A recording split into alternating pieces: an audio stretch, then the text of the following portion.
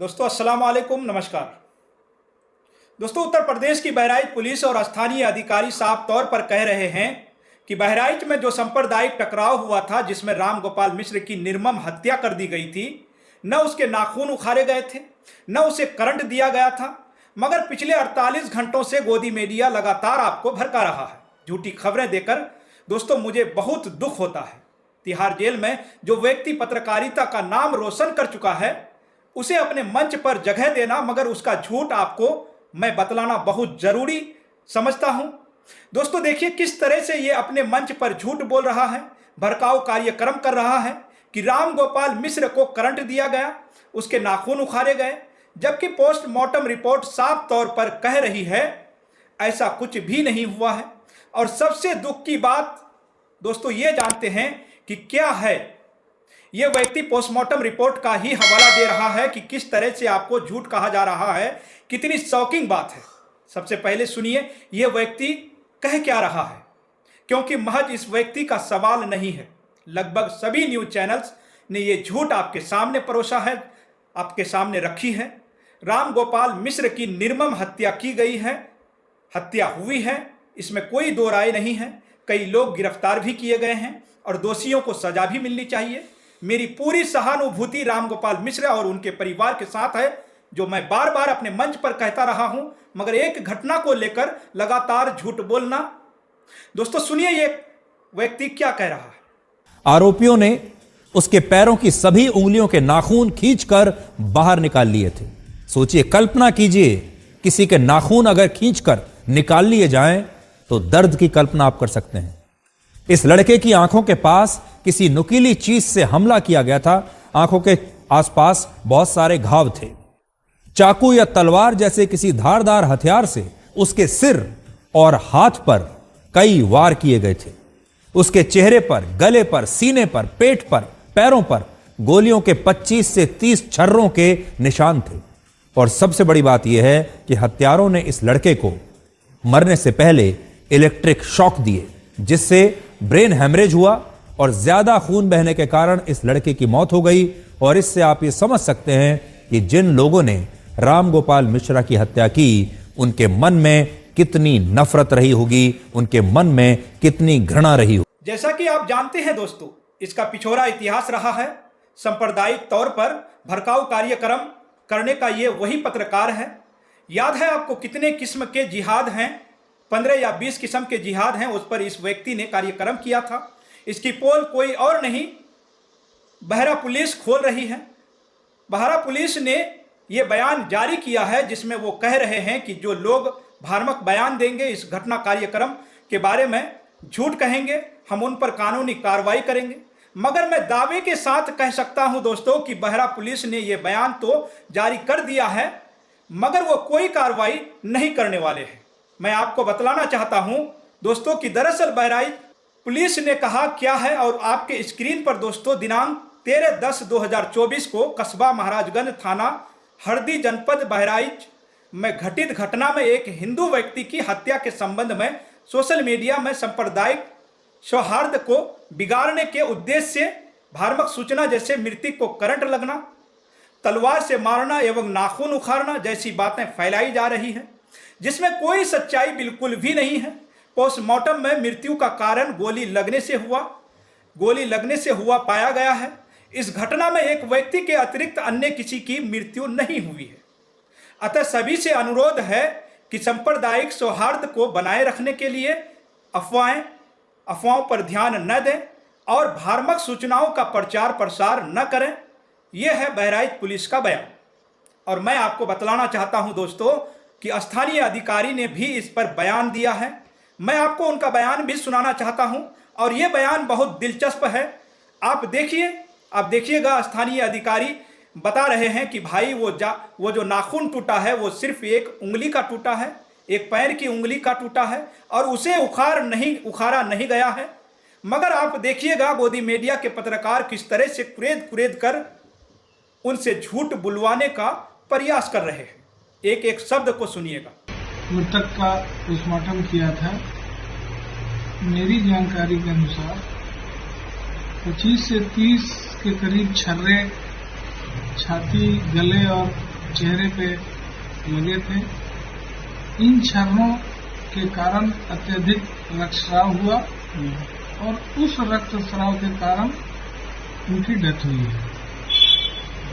सुना सर पैर के नाखून भी उजाड़े गए हैं, इसमें लड़ने का मामला है सर, बात सुनने पैर बाद दोनों अंगूठों के नाखून का जो मध्य भाग है वो डैमेज है, पूरा का पूरा नाखून नहीं डैमेज है, मध्य भाग डैमेज है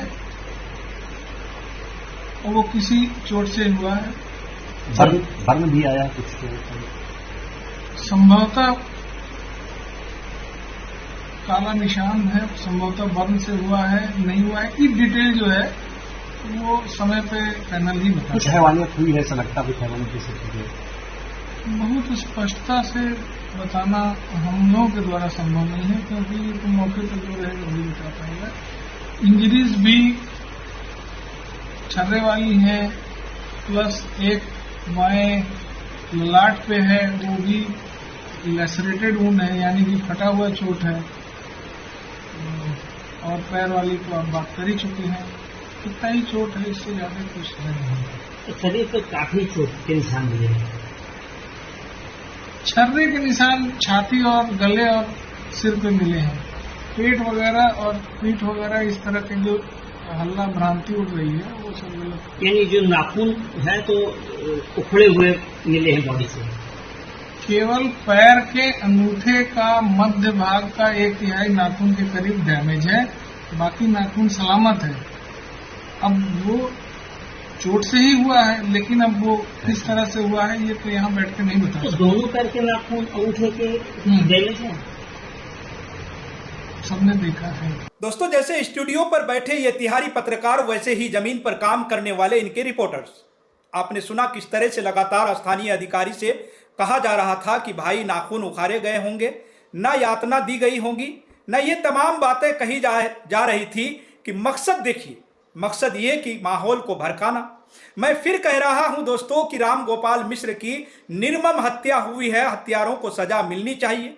और आप में से जो लोग नहीं जानते हैं ये पूरा विवाद कैसे खड़ा हुआ और कब हुआ। यह विवाद तब हुआ दोस्तों जब एक दुर्गा विसर्जन यात्रा मुस्लिम मोहल्ले से गुजर रही थी। आरोप यह लगाया जा रहा है कि कुछ आपत्तिजनक गाने चलाए जा रहे थे और फिर मुस्लिम पक्ष की तरफ से कथित तौर पर पत्थरबाजी हुई। उसके बाद आप देख सकते हैं किस तरह से राम गोपाल मिश्र एक छत पर चढ़ जाता है और वहां से इस्लामिक झंडे को फाड़ देता है। और न सिर्फ ये होता है, उनकी छत को भी नुकसान पहुंचाता है और फिर वह भगवा झंडा फहराता है। ठीक इसी के 25 मिनट बाद राम गोपाल मिश्र को मौत के घाट उतार दिया गया था। मैं आपको याद दिलाना चाहूंगा दोस्तों कि बाराबंकी का भी एक वीडियो सामने उभर कर आया था। एक मस्जिद के सामने एक धार्मिक यात्रा जो है वो खड़ी हो जाती है। खबर ये आ रही है कि वहां पर मस्जिद के अंदर चप्पल फेंकी गई और बात वहां नहीं रुकी। जैसा कि आप इस वीडियो में देख सकते हैं दोस्तों, बाकायदा डीजे गाना चला रहा है, माँ की गाली देने वाला गाना, और वह गाना मैं आपको सुना भी नहीं सकता हूं। दोस्तों, कहने का अर्थ साफ है, आप हमारी श्रीधे दुर्गा जी, दुर्गा माता का एक धार्मिक जुलूस निकालते हैं और उस धार्मिक जुलूस में माँ बहन की गालियों वाले गाने चलाए जाते हैं। ये सब हो रहा है दोस्तों धार्मिक आयोजनों के नाम पर। मैं फिर आपसे पूछना चाहता हूं दोस्तों कि एक मस्जिद के सामने गंदी गंदी गालियां देकर आप मस्जिद का अपमान कहां कर रहे हैं? आप तो मेरे धार्मिक रीति रिवाजों का ही अपमान कर रहे हैं। न सबसे बड़ी बात यह है दोस्तों कि जब मुस्लिम बाहु इलाके से एक हिंदू धार्मिक यात्रा गुजरती है तो यहाँ दो मुद्दे हैं। मुसलमानों को गुस्सा होने की क्या जरूरत है, नंबर 1। नंबर 2, तो अगर आप एक मुस्लिम बहुल्य यात्रा निकाल रहे हैं तो आपको भड़काऊ गाने चलाने की क्या जरूरत है? और सबसे बड़ी बात, और ये तीसरी बात यह है दोस्तों कि क्या प्रशासन ने दोनों पक्षों के साथ संवाद किया कि आप जो हैं कोई ऐसा काम नहीं करेंगे जिससे माहौल भड़कता है? आपको दोनों पक्षों को बिठाकर उनसे संवाद करना चाहिए और ये संवाद प्रशासन ने नहीं किया। और दूसरी तरफ आज तक जैसा न्यूज़ चैनल झूठी खबरों का प्रचार प्रसार कर रहा है। मुद्दा सिर्फ आज तक नहीं है दोस्तों, हर गोदी मीडिया न्यूज़ चैनल ने लगभग यही किया।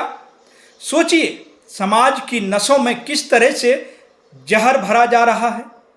देखिए जी न्यूज ने क्या कहा। रामगोपाल के शरीर में 35 छर्रे लगे हुए थे। हत्या से पहले उसे तड़पाया गया था, नाखून उखाड़े गए, रामगोपाल को करंट भी लगाया गया। तो जो लोग ये कह रहे थे कि वहां पर झड़प हुई थी और अचानक गोली मार दी, उनके लिए उनके मुंह पर यह पोस्टमार्टम रिपोर्ट तमाचा है, क्योंकि इसमें साफ साफ बताया गया है पहले तड़पाया गया है हत्या से पहले। दोस्तों देखिए जी न्यूज का जहर तो आप देख चुके हैं। अब ये कोई चैनल का छोट भैया संपादक है, सरेआम झूठ बोल रहा है। बहराइच में कत्ल किए गए गोपाल मिश्र की पोस्टमार्टम रिपोर्ट देखी आपने। ये रिपोर्ट पैसा चिकता का दस्तावेज है। उसके देह में 35 छर्रे पाए गए, गोली मारने से पहले उसके नाखून उखाड़े गए, करंट लगाया गया, आंखों और गले पर नुकीली चीज से हमला किया गया, उसके सिर और माथे को घायल किया गया है, चोट पहुंचाई गई है। आधा अधूरा सच आप तक पेश किया जा रहा है। इस मुद्दे पर कांग्रेस का भी बयान आपके सामने है। दोस्तों बहराइच में युवा की हत्या होना गलत है, सरकार की नाकामी है। उसके बाद लोगों को भड़काने के लिए खूब झूठ परोसा गया, लेकिन बहराइच पुलिस की पोस्टमार्टम रिपोर्ट ने मनगढ़ंत यात झूठ के जाल में न फंसे। और सोचे ये झूठ फैलाकर फायदा उठाने की कोशिश किसने की है। ये बयान कांग्रेस प्रवक्ता सुप्रिया श्रीनेत का है। जब एक सांप्रदायिक टकराव होता है, एक जमाना होता था जब मीडिया जो है वो समुदायों का नाम तक नहीं लेता था। मीडिया का काम होता है दोस्तों, मीडिया का काम होता था कि माहौल में शांति की जाए, अपनी तरफ से ऐसे कार्यक्रम की जाए जिसके जरिए माहौल और ना भड़के।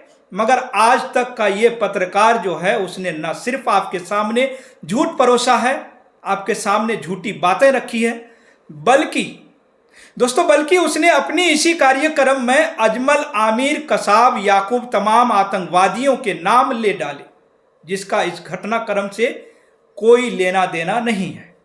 इनकी सोच को देखिए दोस्तों, किस तरह से आप अपने ही देश के नागरिकों के खिलाफ एक भीड़ खड़ी कर रहे हैं, नफरत पैदा कर रहे हैं, नफरत फैला रहे हैं।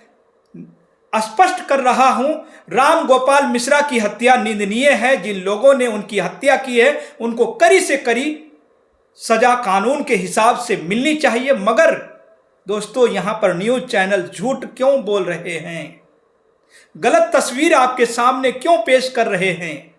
उसी तरह से धर्म में मां बहन की गालियां देने की क्या जरूरत है। यही दो सवाल मैं लगातार आपसे पूछ रहा हूं। सबसे पहली बात दोस्तों, एक सांप्रदायिक घटना होती है, माहौल को मत भड़काइए, झूठ मत बोलिए, झूठ का प्रचार प्रसार मत कीजिए। दूसरी बात, एक धार्मिक आयोजन में गाली गलौज करने की क्या जरूरत है। इसके जरिए तो हम अपने ही धर्म का अपमान कर रहे हैं। क्या आपको अब भी मेरी बातों का बुरा लग रहा है? जरा सोचिए दोस्तों, ठंडे दिमाग से जरा सोचिए। मैं जो आपको कह रहा हूं आपके हित की बात कह रहा हूं, क्योंकि एक राजनीतिक विचारधारा बदसूरत काम कर रही है और उसका मकसद है कि आपको भड़काकर, आपको डराकर, हमेशा आपको इनसिक्योर रखा जाए।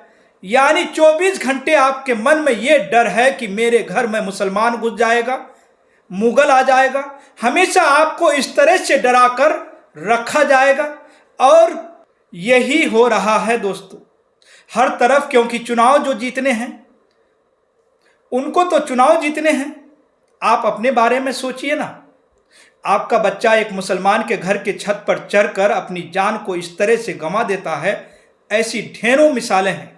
और उनका बच्चा, रवि किशन के बच्चे विदेशों में पढ़ते हैं, अनुराग ठाकुर जो भड़काऊ बयान देते हैं उनके बच्चे विदेशों में पढ़ते हैं, निशिकांत दुबे उनका बच्चा विदेश में नौकरी करता है, शिवराज सिंह चौहान का बच्चा विदेश में पढ़ता है। भारतीय जनता पार्टी के तमाम नेता हैं, इनमें से कुछ ऐसे हैं जो भड़काऊ बयान देते हैं। इनके अपने बच्चे कभी भी ऐसे जुलूस में शामिल नहीं होते।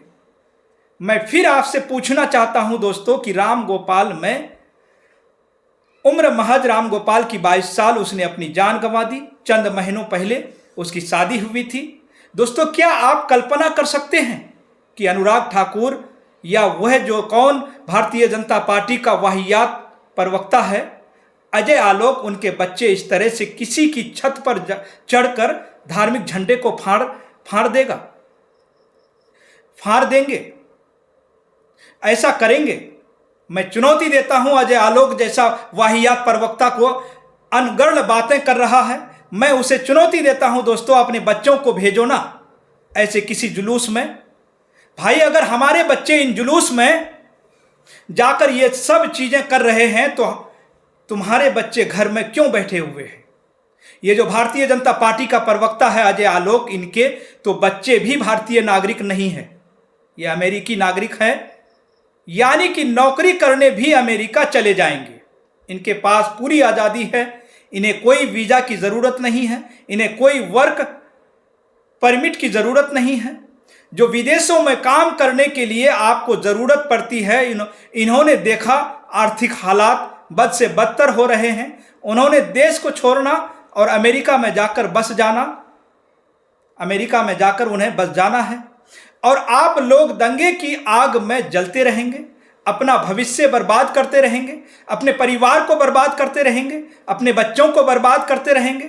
और मैं आपके साथ खड़ा हूं, मैं कहीं नहीं भागने वाला हूं, क्योंकि मुझे चिंता आपके बच्चों की, आपकी है, और अपने बच्चों की चिंता है, उनके भविष्य की चिंता है। मैं उम्मीद करता हूं दोस्तों ये भारत, इसका माहौल बेहतर किया जाएगा, हालात को बद से बदतर नहीं किए जाएंगे। तो दोस्तों आप इस पूरे मुद्दे को लेकर, आप इस पूरे वीडियो को लेकर आप क्या सोचते हैं? आपको जो भी आपकी समझ में आता है, आप जो भी सोचते हैं दोस्तों, आपकी जो भी राय हो, आपके मन में जो भी सवाल आ रहे हो, आप अपनी राय हमारे कमेंट बॉक्स में ज़रूर लिखिएगा।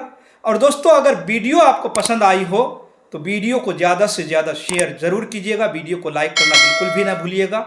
अगर आप हमारे चैनल यानी KNE न्यूज़ को अभी तक सब्सक्राइब नहीं किए हैं तो जल्दी से सब्सक्राइब कर लीजिए। फिलहाल दोस्तों इस खबर में इतना ही, फिर मिलेंगे अगली खबरों के साथ। आप सभी का बहुत बहुत शुक्रिया, धन्यवाद।